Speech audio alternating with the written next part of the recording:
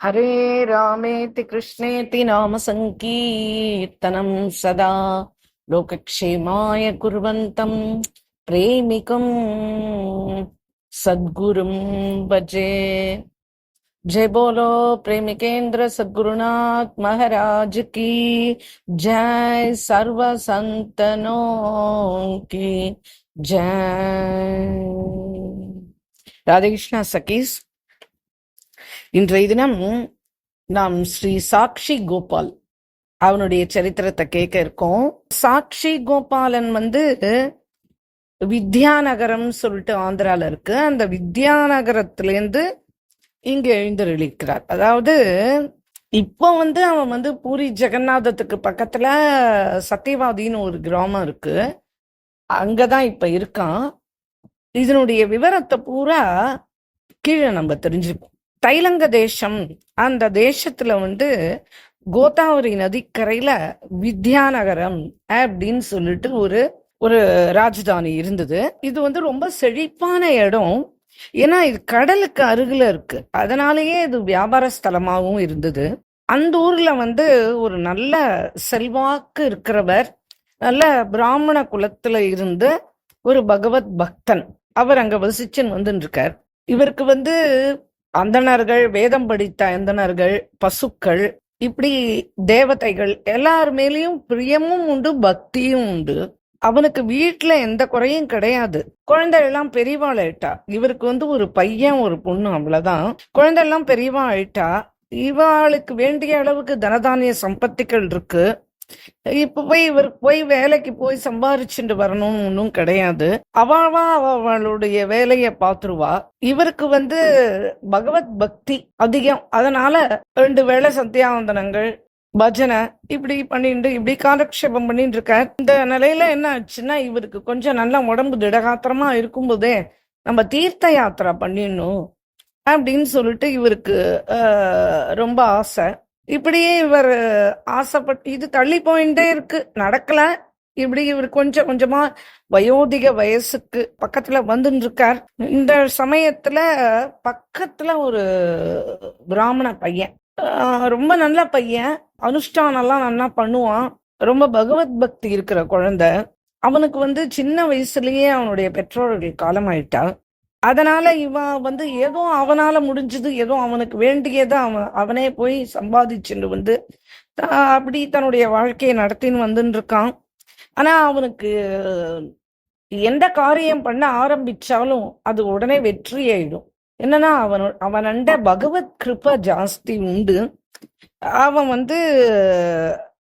அவனுக்கு பகவத் கிருபை இருக்கு அப்படின்றது, ஒருத்தருக்கு பகவத் கிருபை இருக்குன்றது எப்படி கண்டுபிடிக்க முடியும் அப்படின்னு கேட்டா, அதுக்கு அடையாளம் என்ன அப்படின்னா, எந்த వ్యక్తిக்கு பகவத் கிருபை இருக்கோ அந்த వ్యక్తి பிராமணாள்கிட்ட, தீர்த்தங்கள்கிட்ட, அப்புறம் பகவத் சரித்திரங்கள்ல, அப்புறம் சந்துக்களுடைய சரித்திரங்கள்ல, அப்புறம் திவிதேசங்கள்ல, அதுக்கப்புறமா பகவானண்ட, அதுக்கப்புறம் கோக்கள் கிட்ட, அதுக்கப்புறமா துளசி, அரச மரம், இந்த மாதிரி புனித விருட்சங்கள் கிட்ட அவளுக்கு பக்தியும் அனுராகமும் மேல ஒரு மரியாதையும் இருக்கும். அப்பேற்பட்டவாளை பார்த்தாலே தெரியும், இவ பகவத் கிருப்பைக்கு பாத்திரம் ஆனாதான் அவளுக்கு அந்த ஒரு ஸ்ரத்த மூலமா பக்தி அவளுக்கு இருக்கிறதுக்கு இருக்கும். இந்த ஏழை பையன் பாவம், இவனுக்கு இந்த மேல் சொன்ன எல்லாத்துலயுமே அவனுக்கு பக்தியும் ஈடுபாடும் ஸ்ரத்தையும் உண்டு. இவன் தினமும் வேலைக்கு போயிட்டு வருவான், கை காலம் அலம்பிண்டு அவன் நித்திய கர்மானுஷ்டானங்கள்லாம் முடிச்சுட்டு பக்கத்தான் தான் இவருடைய வீடு. இந்த தாத்தாவுடைய வீட்டுல அவர் வெளியில கட்டில் போட்டுன்னு இப்படி உட்கார்ந்துட்டு இருப்பார். இந்த பையன் அவர்கிட்ட வருவான், கொஞ்ச நாள் உட்கார்ந்துட்டு அவர்கிட்ட பேசுவான், அவர் ஏதாவது இட்ட காரியங்களை செய்வான் அவருக்கு உகப்பா. அப்புறமா கிளம்பி போயிடுவோம். அங்க போய் அவாத்துக்கு போய் என்ன உண்டோ அத ஆகாரத்தை சாப்பிட்டுட்டு அந்த குழந்தை படுத்துட்டு திரும்பி காலையில இருந்து அந்த குழந்தை வேலைக்கு போயிடும். இப்படி இந்த தாத்தா கிட்ட ஒரு ஈடுபாடு. சாயங்காலம் ஆனா கொஞ்ச நாள் உட்கார்ந்துட்டு அவரோட பேசுவான், அவருக்கு வேண்டியது எது சொல்றாரோ அதை அவருக்காக செஞ்சு கொடுப்பான். அதனாலேயே அந்த பிராமணனுக்கு வயசானாலும் இந்த குழந்தை கிட்ட, தனக்கு 2 குழந்தைகள் இருந்தாலும், ஐயோ இது பாவம் அனாதை குழந்தை, அம்மா அப்பா இல்ல, இருந்தாலும் இத்தனை பக்தி ஸ்ரத்தையா எல்லாத்துலயும் எந்த ஒரு தப்பு தண்டா இல்லாம இந்த குழந்தை இவ்வளவு சமத்தா இருக்கே அப்படின்னு சொல்லிட்டு, ஒரு நாளைக்கு நம்பாத்துல வேணா சாப்பிடேன்ப்பா, இல்ல தாத்தா நிறைய பண்ணி வச்சுட்டேன் மீந்து போயிடுவான் அப்படின்னு சொல்லிட்டு ஒரு நாளைக்கு கூட யாருகிட்டையும் எதையும் வாங்கி சாப்பிட மாட்டான். அப்படி ஒரு நல்ல குழந்தை இவன். இப்படி இப்படி போயிட்டே இருக்கு. ஒரு நாளைக்கு அந்த தாத்தா இப்படி உட்காந்து பேசிகிட்டே இருக்கும்போது அவன்கிட்ட சொன்னார், அப்பா ஆச்சு வயசாயிண்டே வருது, என்ன பண்றது, இந்த பொண்ணுக்கு கல்யாணம் பண்ணி வைக்கணும், அது ஒரு கடமை பாக்கி இருக்கு. அதுக்கும் மேல எனக்கு தீர்த்த யாத்திரையே போலப்பா, தீர்த்த யாத்திரை போகணும்னு எனக்கு ரொம்ப பெரிய ஒரு ஆசை உண்டு.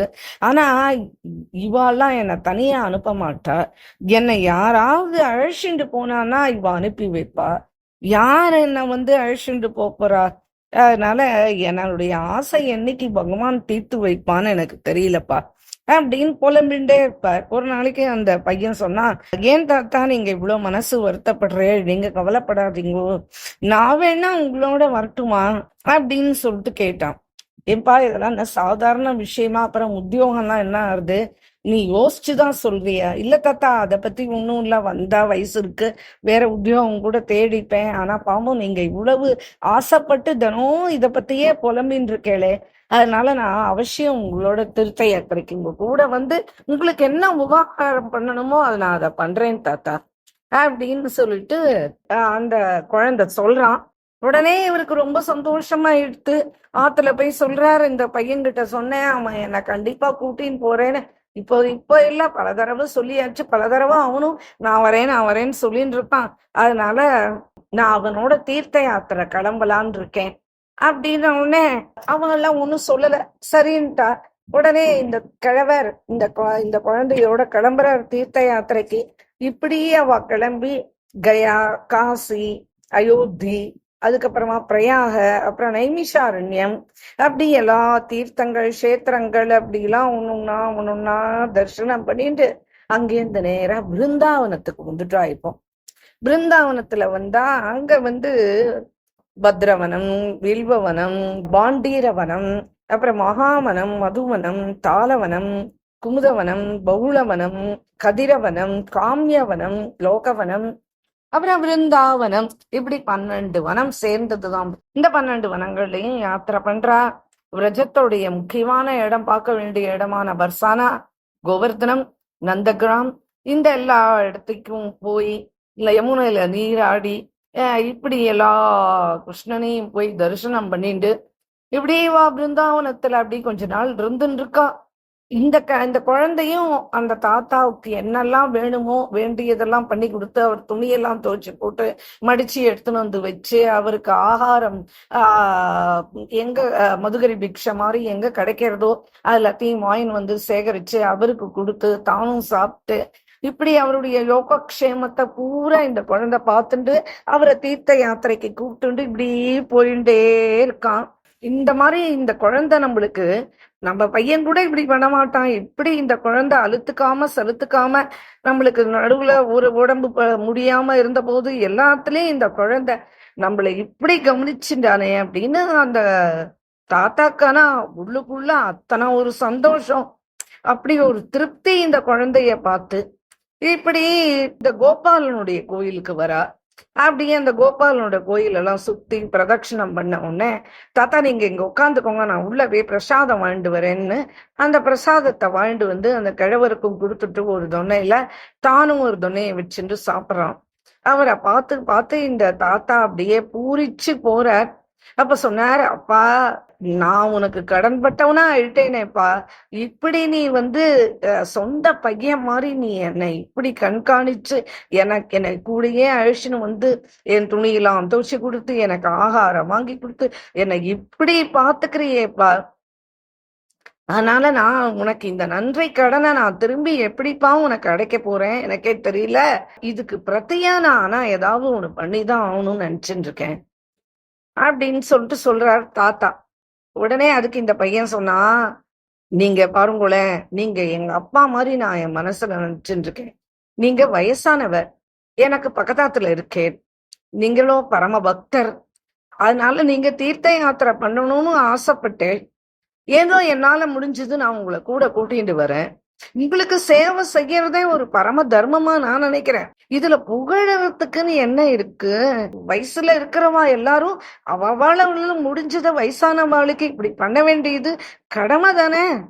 அதை தானே நான் பண்ணியிருக்கேன். நான் ஒன்னும் பெருசா ஒன்னும் பண்ணிடலையே. இன்னொன்னு, நான் எதையும் எதிர்பார்த்து நான் உங்களுக்கு இதை செய்யல. நான் நீங்க ஆசைப்பட்டேன், சரி நம்ம கூட இருந்து பண்ணி கொடுப்போம் அப்படின்னு நான் என்னுடைய சொந்த விருப்பத்து பேர்ல தான் நான் உங்களோட இது பண்ணிட்டு இருக்கேன். அதனால நீங்க இதுக்கு எனக்கு பதில் செய்யணும் அப்படிலாம் ஒன்றும் அவசியம் இல்லை தாத்தா அப்படின்னு அந்த பையன் சொல்றது. சரிப்பா, நீ உன்னுடைய பெருந்தன்மை, நீ இப்படி சொல்ற, என்ன நான் செய்யணும்? நான் ஒன்னும் நீங்க ஒன்னும் எனக்கு திரும்பி எதுவும் செய்ய வேண்டியது இல்லை அப்படின்னு சொல்லிட்டு நீ சொல்ற, அது உன்னுடைய பெருந்தன்மை. ஆனா என் கடமை என்ன அப்படின்னா, இதுக்கு ஏதாவது ஒண்ணு பதிலா நான் உனக்கு ஒண்ணு பண்ணணும்ன்றது என்னுடைய விருப்பம். அப்படி பண்ணலன்னா எனக்கு மனசுல சாந்தி இருக்காதுப்பா. நான் என்ன ஆசைப்படுறேன்றத சொல்லட்டுமா? என் பொண்ணை உனக்கு கல்யாணம் பண்ணி வைக்கணும், இதான் நான் ஆசைப்படுறேன் அப்படின்னு சொல்லிட்டார். உடனே இவனுக்கு தூக்கி வாரி போட்டுது. அட, இதெல்லாம் நீங்க சொல்றதெல்லாம் நடக்கிற விஷயமே கிடையாது. ஏன்னா நீங்க என்ன பெரிய குடும்பம், நீங்க பெரிய பணக்காரா, நீங்க பெரிய இடம். நானா? எனக்கு அப்பா அம்மா கிடையாது, நான் ஏழை, நான் எந்த விதத்திலையும் உங்களுக்கு சரிசமமா கூட கிடையாது. உங்களை விட மேல இருக்கணும், ஆனா உங்களை விட சரிசமம் கூட கிடையாது. அப்புறம் அந்தஸ்து சம அந்தஸ்து இல்லாம எப்படி ஒருத்தருக்கு ஒருத்தர் சம்பந்தம் கிடைக்கும்? அதனால இது நடக்கிற காரியமா எனக்கு படல அப்படின்னு இந்த குழந்தை பளிச்சுன்னு சொல்லிட்டான். அப்பாவோட கடமை என்ன? ஒரு குழந்தைக்கு தகுந்த வரனை தேர்ந்தெடுக்கிறது தானே ஒரு அப்பாவோட கடமை. செல்வம், அப்புறம் குலம், அதுக்கப்புறமா வைபவமா இருக்கிறது, அதெல்லாத்தையும் வச்சு மட்டும் ஒரு வரனை தேர்ந்தெடுக்க கூடாதுப்பா. இவர் சொல்ற, உன்ன மாதிரி குணவான் இனிமே எங்க கிடைப்பான்? உன்ன மாதிரி நல்ல மனசு இருக்கிறவன் எங்க இருப்பான்? அதனால உன்னை விட நல்ல ஒரு வரன் எனக்கு கிடைப்பான்னு எனக்கு தோணல. ஏன்னா நான் உன்னோடையே இத்தனை நாள் இருந்து உன்னை பார்த்துட்டேன். உன்னுடைய குணங்கள்லாம் தங்கமா இருக்கு. அதனால எனக்கு என்னன்னா, என் பொண்ணை வச்சு நல்லா காப்பாத்தணும். அப்பேற்பட்டவனுக்கு தான் என் பொண்ணை கல்யாணம் பண்ணி கொடுக்கணுமே தவிர, வைபவம், பணங்காசு, சொத்து சுகத்தை பார்த்து நான் பொண்ணை கொடுக்கறதா இல்லப்பா. நீ நான் சொல்றத நீ ஏத்துண்டுதான் ஆகணும் அப்படின்னு இவரே வலுவுல, நான் தான் என்னுடைய பொண்ணை உனக்கு கொடுக்க போறேன் அப்படின்னு திரும்பியும் சொல்ற. உடனே அதுக்கு இந்த பையன் சொன்னா, இது பாருங்க, எனக்கு ஏத்துக்கிறதுல எந்த ஆட்சேபனும் இல்ல. நான் இதெல்லாம் எதிர்பார்த்தும் நான் உங்க வீட்டு வாசல்ல தினம் உங்களோட உட்காந்து பேசிட்டு இல்ல. எனக்கு இந்த மாதிரி எண்ணம் சுத்தமா என் மனசுல கிடையவும் கிடையாது. ஆனா நான் ஒண்ணு சொல்றேன், இப்ப சொல்ற, நீங்க ஆத்துக்கு போன உடனே நீங்க சொன்னதையே நீங்க மறந்து போயிடுப்பாரு. அப்படியே நீங்க சொன்னாலும் உங்க பையனோ உங்க பொண்ணோ இல்ல உங்க மனைவியோ இதெல்லாத்தையும் ஏத்துக்க மாட்டா. அதனால இதெல்லாத்தையும் பெருசா நினைச்சுட்டு இந்த உபகாரம் உங்களுக்கு பண்ணல அப்படின்னு சொல்லிட்டான். உடனே அதுக்கு அவர் சொன்னார், இல்லப்பா, இந்த பாருப்பா, நான் கோயிலுக்குள்ள இருக்கேன், கோபாலனுக்கு எதிர்க்க உட்கார்ந்துட்டு இருக்கேன், நான் இவனுடைய சாட்சியா சொல்றேன், எனக்கு ஆசை என் பொண்ணை உனக்கு தான் திருமணம் பண்ணி வைக்கணும் அப்படின்றது. இப்பயாவது என்ன நீ நம்புறியா அப்படின்னு கேட்ட. உடனே குழந்தை ரொம்ப விவேகியா இருக்கான், ரொம்ப விவேகியா இருக்கான். பகவத் பக்தன் விவேகமா தானே இருப்பான், விவேகியா இருக்கான். ஒண்ணுமே பதில் சொல்லல. இருக்கட்டும், எது நடக்கிறதோ அப்ப பாத்துவோம், இப்ப அத பத்தி எதுவும் மேல பேச வேண்டாம். அதனால ஆத்துக்கு போனா எல்லாம் தானா தெரிய போறது. நான் இதை எதிர்பார்த்துட்டு இந்த உபகாரத்தை நான் உங்களுக்கு பண்ணல அப்படின்னு சொல்லிட்டு அவன் கிளம்பி நேரா பகவத் சந்நிதிக்கு நேரா போய் நின்றுட்டு கையை கூப்பிட்டு, கிருஷ்ணா, நான் எதையும் நம்பி இல்லை, சின்ன வயசுலயே என்னை விட்டு போயிட்டா எங்க அப்பா அம்மாலாம். நான் நம்பி இருக்கிறது உன் கருணையை மட்டும் நம்பிதான் இந்த உலகத்துல வாழ்ந்துட்டு இருக்கேன். நான் இப்படி பிருந்தாவனம் வருவேன், நான் உன்னை தரிசிப்பேன், இதெல்லாம் நான் எதிர்பார்க்கவே இல்லை. நான் எதையுமே வாழ்க்கையில எதிர்பார்க்கல. உன்னுடைய அகாரண கருணையினால எனக்கு என்னைக்குமே புத்தி நன்னா இருக்கணும், நான் நல்லவனா இருக்கணும், நீயே இருந்து என் வாழ்க்கையை நடத்தணும், நான் வேற எதையும் நம்ப தயாரா இல்ல அப்படின்னு அந்த குழந்தை நமஸ்காரம் பண்ணிட்டு, என்னவோ பெத்தவாளை பிரியறா மாதிரி அந்த கோபாலனை பிரியறதுக்கே மனசு இல்ல. கண்லேந்து பொல பொல பொலன்னு அன்றைய தினம் தன்னுடைய நிலைமைய நினைச்சு பார்த்தான் பகவான் எதிர்ல. அவன் அறியாம அவன் கண்லேந்து தார தாரையா தண்ணி கொட்டித்து அப்புறமா பகவான் அந்த பிரியா விட பெத்துண்டு கோயில்ல இருந்து கிளம்பிட்டான். இப்படியே நடந்து நடந்து நடந்து இவா பிருந்தாவனத்திலேருந்து நான் வந்து நாளாயிடுத்து. பிருந்தாவனத்திலேருந்து கிளம்பி திரும்பி வித்யாநகரத்துக்கே வந்து சேர்ந்தாச்சு.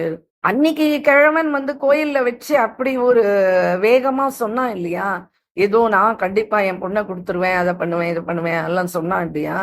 ஆத்துக்கு வந்தாவிட்டு ஆச்சு, 1 மாசம் ஆச்சு, 2 மாசம் ஆச்சு, 3 மாசம் ஆச்சு, கிழவர் வாயை திறக்கல.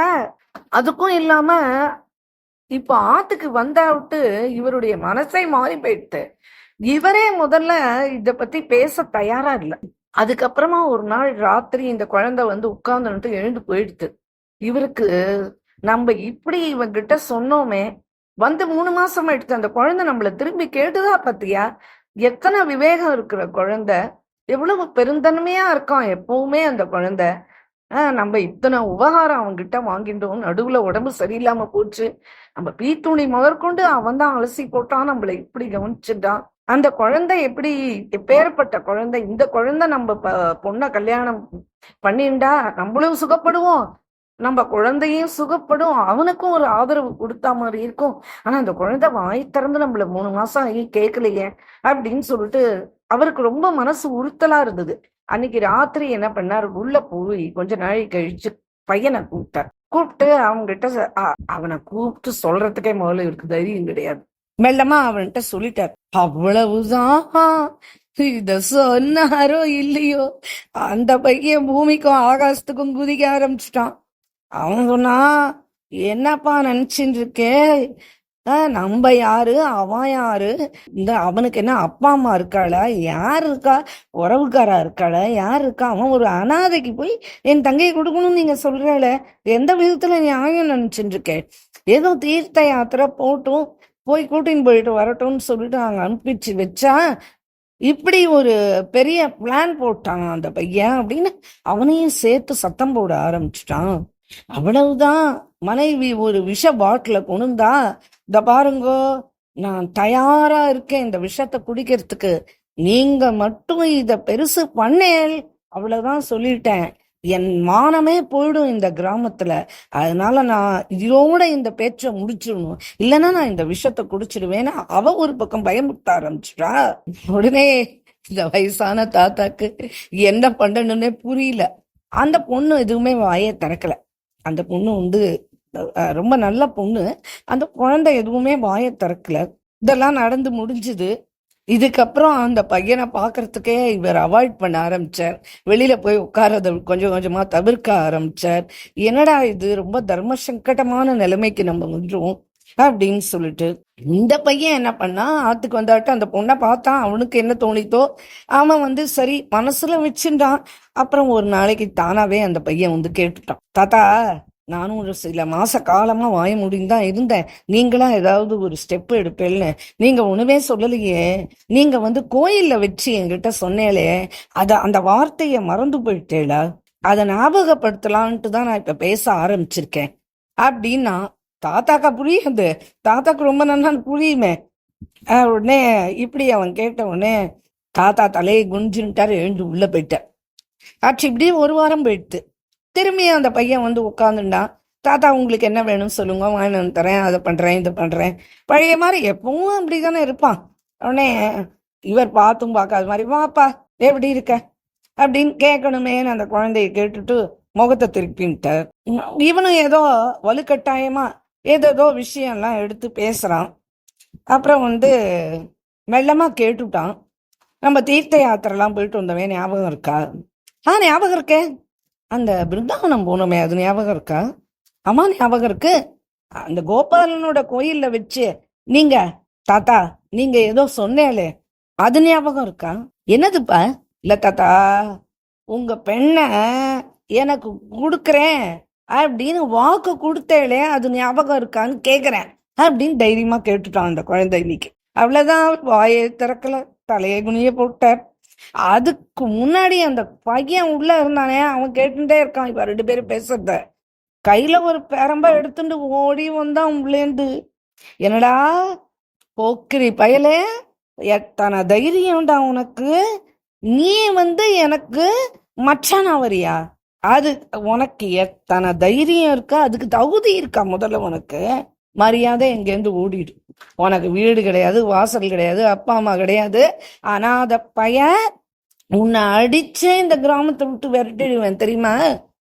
உனக்கு இந்த இடம் கொடுத்ததே பெரிய தப்பு அப்படின்னு வாயில வந்தபடி தெருவுல நின்னுண்டு ஏசுறான். இதெல்லாத்தையும் கேட்ட உடனே அவன் மனசு ரொம்ப சங்கடமாயிடுத்து. அவன் எனக்கு கல்யாணம் ஆலையேன்னு அந்த குழந்தை வருத்தப்படல. ஆனா இப்படி அவமானப்படுற மாதிரி தெருவுல நின்னுண்டு அந்த பையன் நம்மள பார்த்து இப்படி இத்தனை கேள்வி கேட்டு நம்மள இந்த நிலைக்கு நம்ம ஆளாயிட்டோமே அப்படின்னு சொல்லிட்டு ரொம்ப மனசு வருத்தப்பட்டான். எனக்கு மட்டும் அப்பா அம்மா இருந்து 4 காசு மட்டும் என்கிட்ட இருந்ததுன்னா இப்படி என்னை விரட்டுறதுக்கு இவாளுக்கு இப்படி ஒரு மனசு தைரியம் வருமா? சரி, என்ன வேணா நடக்கட்டும். இந்த விஷயத்துல நம்ம கட்டாயமா இதுக்கு பதிலுக்கு பதில் பண்ணியே ஆகணும். நான் இதை விடுறதா இல்ல. ஒண்ணு, இவன் இத்தனை பேச்சு என்னை தெருவுல வச்சு கேட்டதுக்கு ஒண்ணு இவனுடைய தங்கையை நான் கல்யாணம் பண்ணிப்பேன். அப்படி இல்லைன்னு வச்சுக்கோங்க, நான் உயிரையே கூட விடுவேன் அப்படின்னு சொல்லிட்டு மனசுல ஒரு சபதம் எடுக்கிறான். நேரா பஞ்சாயத்துக்காரருடைய வீட்டுக்கு போனான். அவர்கிட்ட சொன்னான், இத்தனையும் நடந்தது அத்தனையும் சொன்னான். அவர் சொன்னார், அப்பா நாளைக்கு பகல்லவா நம்ம பஞ்சாயத்து கூட்டுருவோம் அப்படின்னு. மறுநாள் பஞ்சாயத்து கூடிட்டு, என்னப்பா என்ன விஷயம், எங்க வந்த கேட்டார் பஞ்சாயத்து தலைவர்.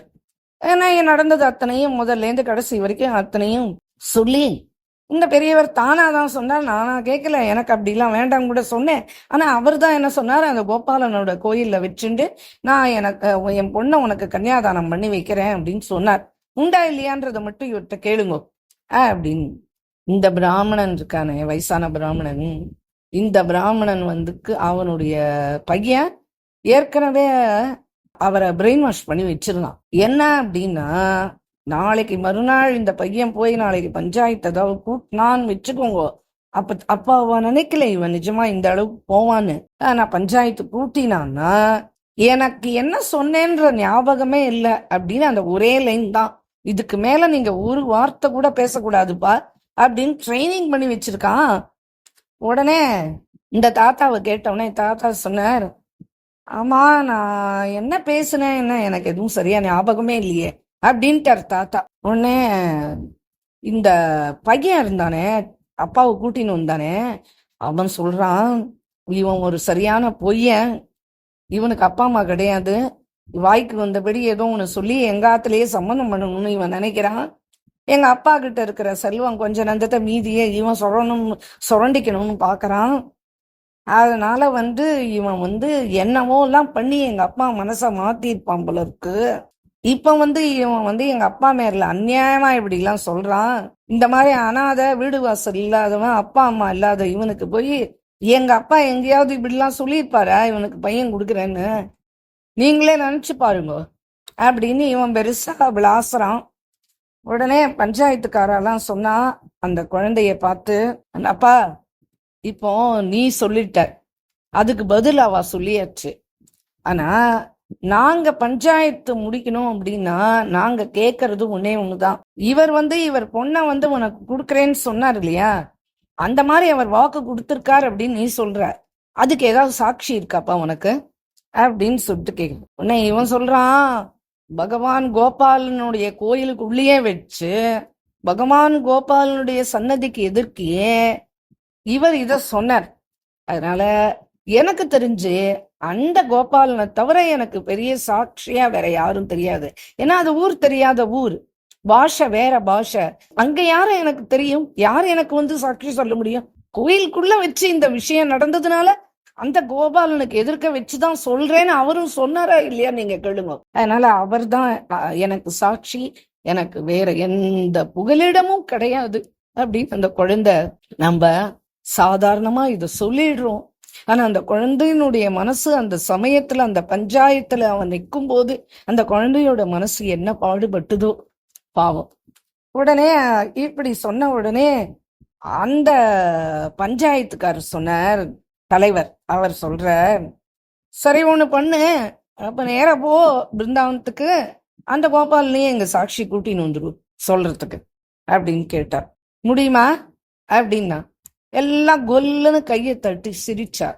இவனுக்கு அப்படியே ரோஷம் புத்தின்னு வந்துட்டு ஆவேசம் ஆயிடுத்து.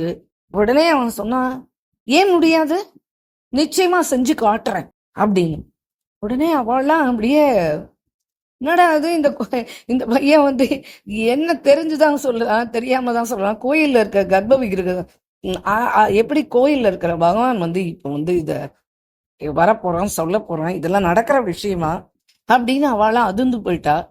இவனா அவமானத்தினால குன்னி போய் இவன் ஆவேசமா இருக்கான். உடனே அவ பார்த்தா இவனுடைய நிலைமைய. அந்த பஞ்சாயத்து தலைவர் சொன்னார், சரிப்பா, அப்படி வந்து ஒருவேளை இந்த பகவான் நீ கூப்பிட்டு அவன் வந்து சாட்சி மட்டும் சொல்லிட்டான் அப்படின்னா கட்டாயமா இந்த பொண்ணை வந்து நாங்களே முன்னாடி நின்று இந்த கல்யாணத்தை நடத்தி வைக்கிறோம், அதுல எந்த சந்தேகமும் இல்லை, ஒத்துக்கிறேடா அப்படின்னு சொல்லிட்டு அவளை கேட்டான். அந்த பொண்ணை பெத்த அப்பா கிட்டையும் அந்த பையன்கிட்டையும், ஏன்னா அவன் தானே ரொம்ப குதிக்கிறான், அவன்கிட்டையும் கேட்டா.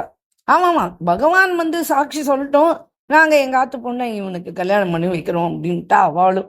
உடனே அந்த தாத்தாக்கு, ஆமா இவன் வந்து அந்த கோபாலனை கூட்டின்னு வந்து சாட்சி சொல்ல வச்சுட்டானா கண்டிப்பா என் பொண்ணை கல்யாணம் பண்ணி கொடுத்துருவேன் அப்படின்னு பொக்கவாய் தெரிய அவன் பாட்டு சிரிச்சார்.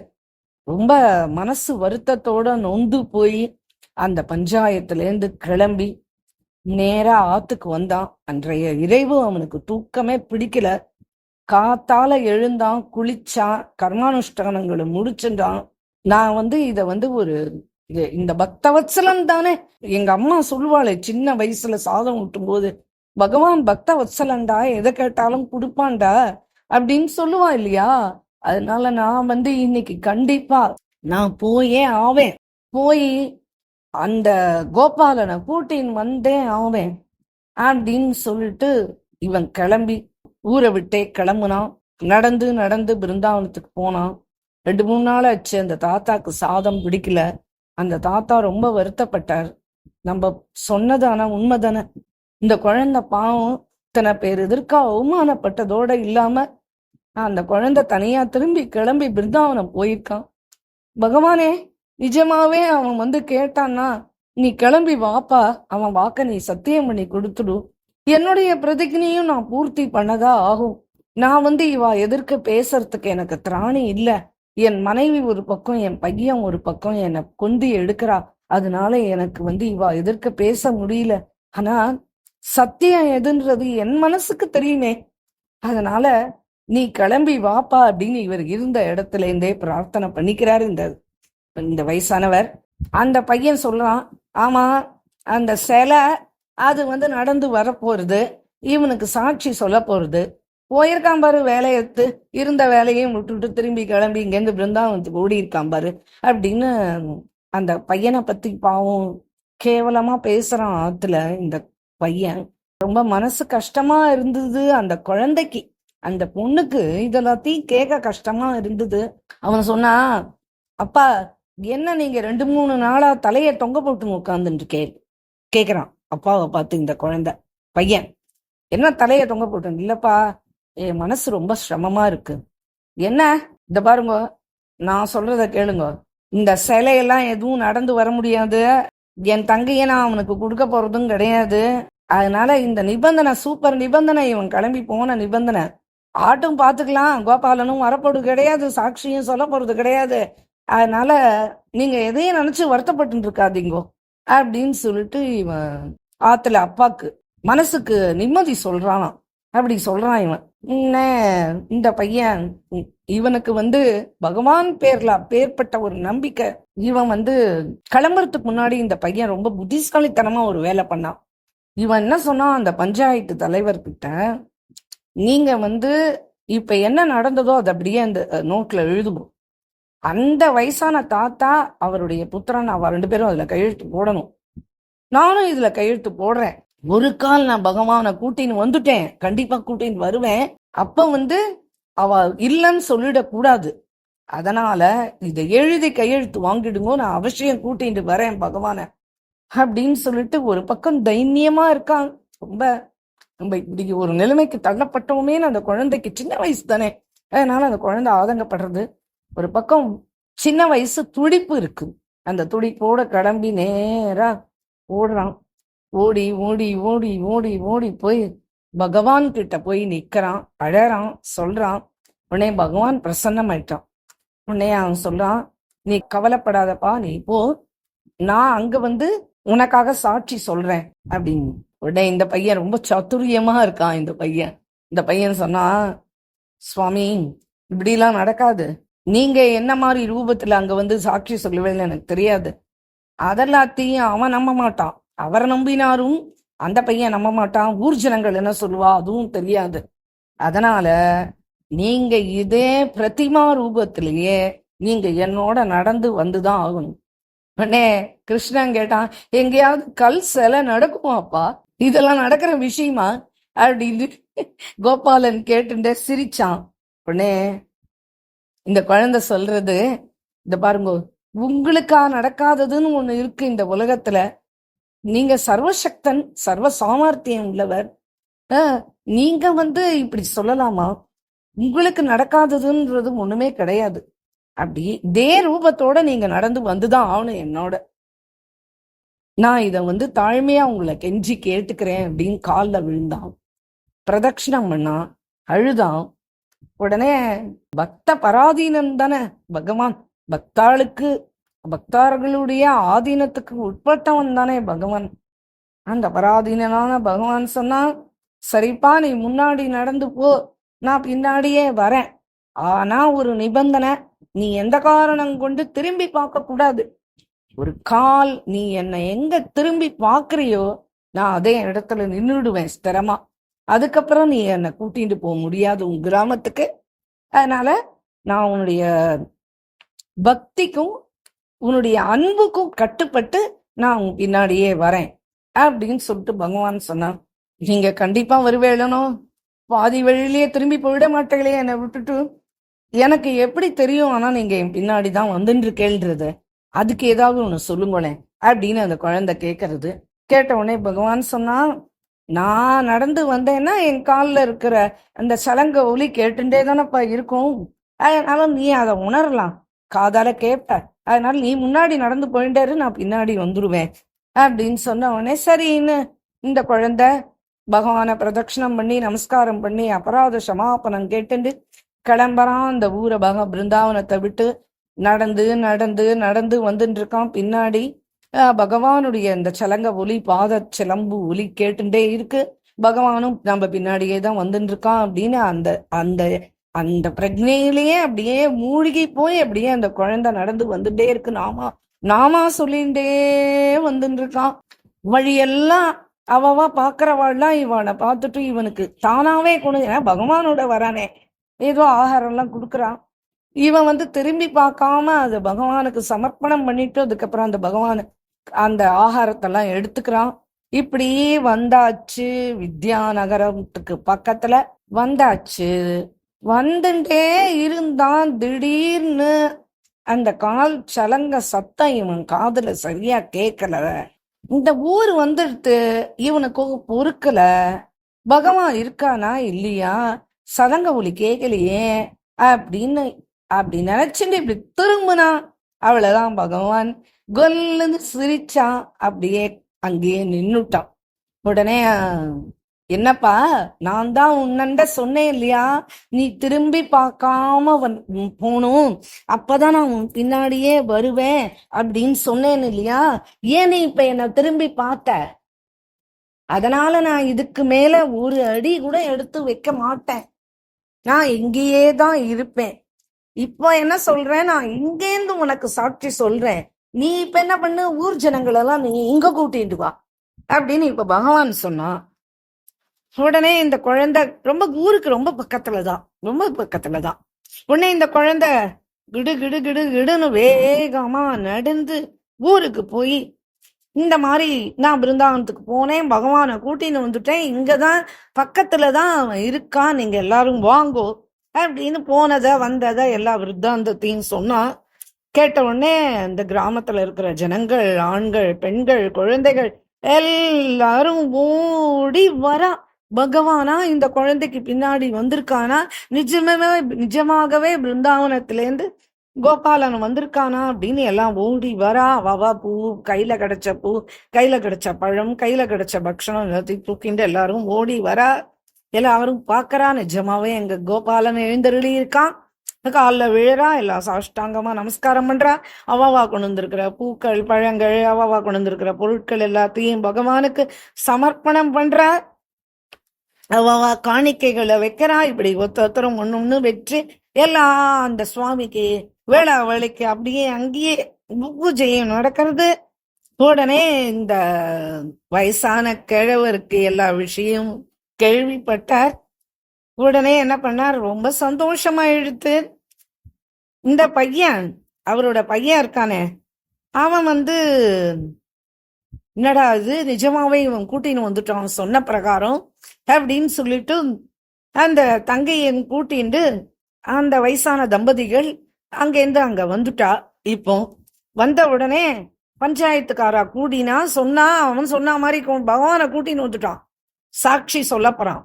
அதனால நீ உன் பொண்ணை கல்யாணம் பண்ணி கொடுக்குறியா அப்படின்ன உடனே பகவான் பேர்ல இருந்து 2 பூவால அப்படியே விழுந்தது இவா 2 பேருடைய கழுத்துல. உடனே எல்லாருக்கும் சொல்ல முடியாத சந்தோஷம். பகவான் தன்னுடைய தான் சத்தியம்ன்றத பகவான் நிரூபிச்சுட்டான் ஒண்ணு. அடுத்தது இவன் பக்தனுடைய வாக்கையும் சத்தியம் பண்ணிட்டான். தானே சத்தியம்ன்றத நிரூபிச்சான், பக்தனுடைய வாக்க சத்தியம் பண்ணான். பக்த வத்சலனா இருந்துட்டு ஏழைக்கு பரோபகாரம் பண்ணான்.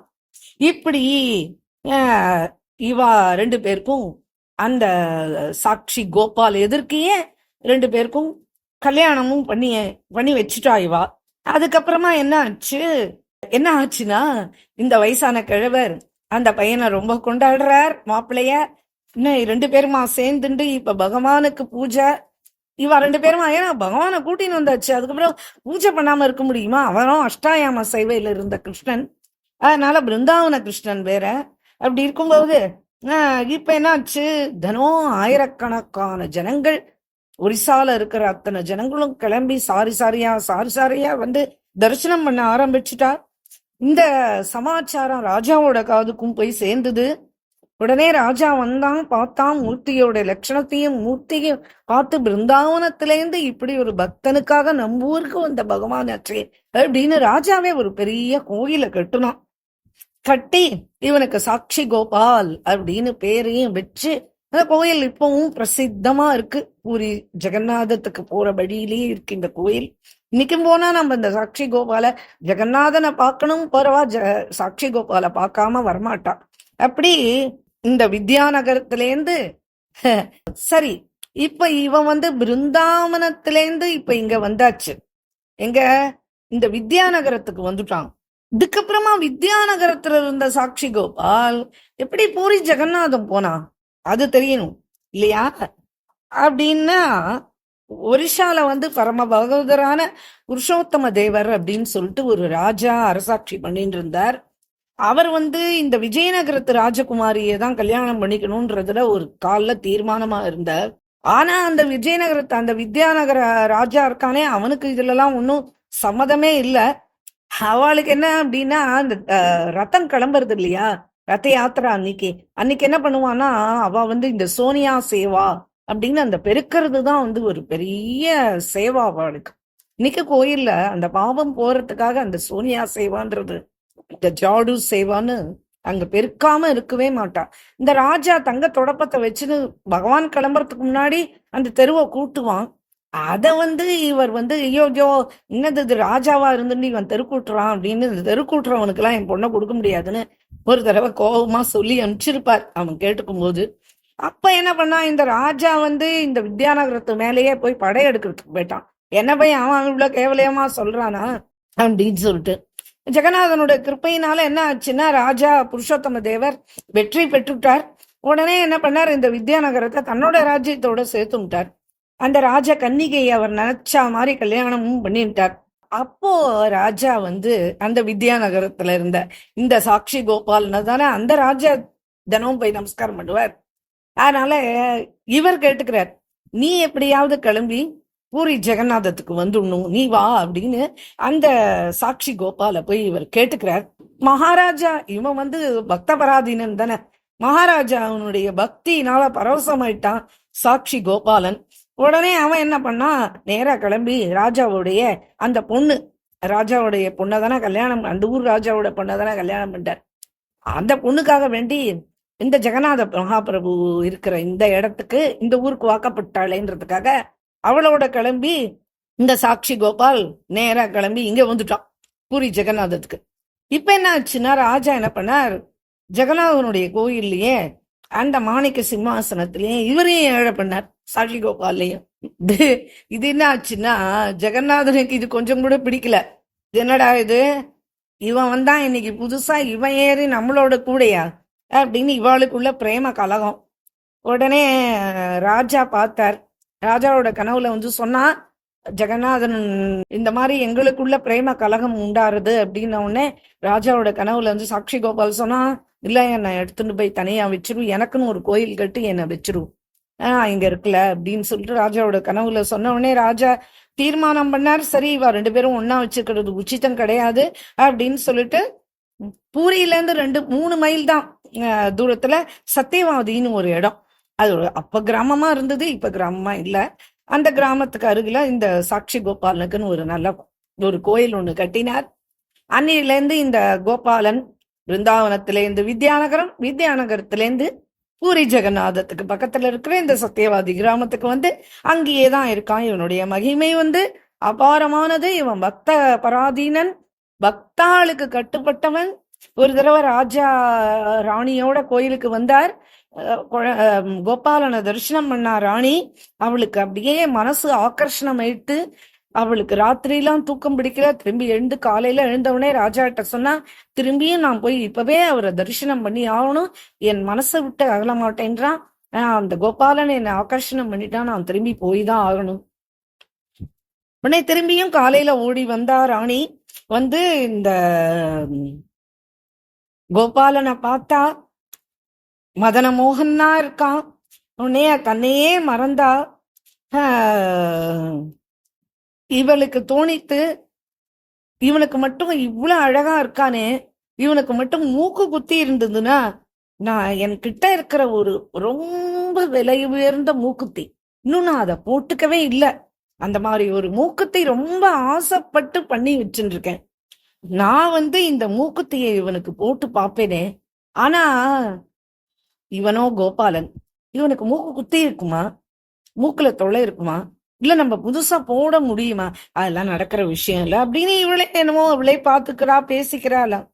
இதையே நினைச்சுட்டு இருக்கா ராணி. அவளுடைய தூக்கமே வரல. அசந்தா 3வது ஜாமத்துல அந்த சமயத்துல கனவுல சாக்ஷி கோபாலனே வந்தான். ஏ மகாராணி அப்படின்னு கூப்பிட்டான். உன்னே இவ வந்து திடுக்கிட்டு சொப்பனத்துல எழுந்து உட்கார்றா. நான் உன்னுடைய விருப்பத்தை நிறைவேற்றேன், எனக்கு மூக்கு குத்தி இருக்கு, நீ நினைச்சது சரிதான், எனக்கு குத்தி தான் இருக்கு, ஆனா அந்த பூசாரிகளுக்கு அதெல்லாம் தெரியாது, அதனால நீ நாளைக்கு வந்தியானா நான் உனக்கு காமிப்பேன் என்னுடைய மூக்குல இருக்கிற துவாரத்தை, அதனால நீ முத்து மூக்குத்திய நாளைக்கு கொண்டு வா, நான் உன்னுடைய ஆசை பிரகாரம் போட்டுக்கிறேன் அப்படின்னு கனவுல வந்து சொல்லிட்டு கிளம்பி போயிட்டான். உடனே காலங்காத்தால எப்ப விடியும் காத்துன்னு இருந்தா ராஜா கிட்ட உடனே சொன்னா செய்திய, எனக்கு 2-3 நாளா மனசே சரியில்லை, எனக்கு எப்பவுமே சதா அவனுடைய ஞாபகமாவே இருக்கு, இந்த முத்து மூக்குத்திய அவனுக்கு நான் போட்டே ஆகணும். என்னடி இதெல்லாம் நடக்கிற விஷயமா, அவனுக்கு எங்கடி மூக்குல தொலை இருக்கும், ஏதோ வளர்ற நீ, இல்ல நம்ம போய் பாப்போம் வாங்கோ அப்படின்னு அந்த முத்து மூக்குத்தி அந்த பெட்டகத்தை கையில எடுத்துட்டா. ராணி ரொம்ப சந்தோஷமா அலங்காரம் பண்ணிண்டு ரொம்ப பிரியத்தோட அந்த மூக்குத்தி பெட்டியை எடுத்துட்டு நேரா கோயிலுக்கு வந்தா. திரும்பியும் ராணி வந்திருக்கான்னு உடனே எல்லாரையும் விலக்கிட்டு அவளுக்கு தரிசனம் ஆறுது. உடனே ராணி வந்து தன் சொப்பனத்தை சொல்றா. உடனே எங்கம்மா மூக்குல ஓட்டை இருந்தாதான் போட முடியும் அப்படின்ன உடனே ராணி பக்கத்துல வந்தா. அந்த தொட்டு காமிச்சா இந்த இடத்துல ஓட்டை இருக்கு, நீங்க இது போடுங்க அது இறங்கிடும் அப்படின்னா. அவ்வளவுதான். அந்த மூக்குத்திய அப்படி வச்சா அது அப்படியே மூக்குல இறங்கிட்டு அந்த மூக்குத்திய போட்டுனுட்டான். அவளுடைய ஆசைக்காக வேண்டி தாள் என்ன ஆசைப்படுறாளோ அதை நிறைவேற்றுறவன் தானே பகவான். அவ்வளவுதான். உடனே ராஜாக்கு ரொம்ப புலகாங்கிதமா எடுத்து நம்ம ராணியோட கனவுல வந்து இப்படி கேட்டு வாங்கி இந்த மூக்குத்தியை போட்டுண்டானே, இந்த சாட்சி கோபாலனுடைய மகிமையே மகிமை அப்படின்னு சொல்லிட்டு ரொம்ப ராஜா ரொம்ப சந்தோஷப்பட்டுக்கிறார். இப்படி அந்த சாட்சி கோபால் அன்றைக்கும் இன்றைக்கும் என்றைக்கும் நமக்காக பக்தாளுக்காக அந்த சத்தியவாதி கிராமத்துல எழுந்தருளி நமக்கு எல்லாருக்கும் அனுகிரகம் பண்ணணும்ன்றதுக்காகவே அங்க இருந்துட்டு இருக்கான். சாட்சி கோபாலனாக பிருந்தாவனத்தை விட்டு நடந்து நடந்து வந்த பெருமாள் இன்னைக்கும் அவனுடைய சேவை ஆறுது.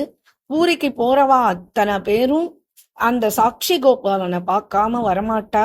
அப்பா நான் பூரிக்கு வந்ததுக்கு நீதான் சாட்சின்னு வந்து அவன்கிட்ட சொல்லிட்டு அவனையும் நமஸ்காரம் பண்ணிட்டு கிளம்பி போவா. இப்படி ஒரு வைபவமான சரித்திரம். இந்த சரித்திரம் சாட்சி கோபாலனுடைய சரித்திரம். சைத்தன்ய மகாபிரபு நித்யானந்த மகாபிரபு காலத்திலேந்து அத்தனை மகான்களும் எழுந்தருளி நாம சங்கீர்த்தனம் பண்ண இடம். அப்பேற்பட்ட ஒரு மகத்துவம் வாய்ந்த இந்த சாட்சி கோபாலனை ஸ்மரிச்சுக்கிற பாக்கியம் உங்களுக்கும் எனக்கும் இன்னைக்கு கிடைச்சதுக்கு அந்த கோபாலனுக்கு கோட்டி நமஸ்காரமும் குருநாதருடைய சரணார விந்தத்துக்கு நான் என்னுடைய நமஸ்காரத்தையும் சமர்ப்பணம் பண்ணிக்கிறேன். ராதே கிருஷ்ணா சகீஸ், ராதே கிருஷ்ணாமா. ஜெய் போலோ பிரேமிகேந்திர சத்குருநாத் மகாராஜ் की जय, सर्व संतनों की जय.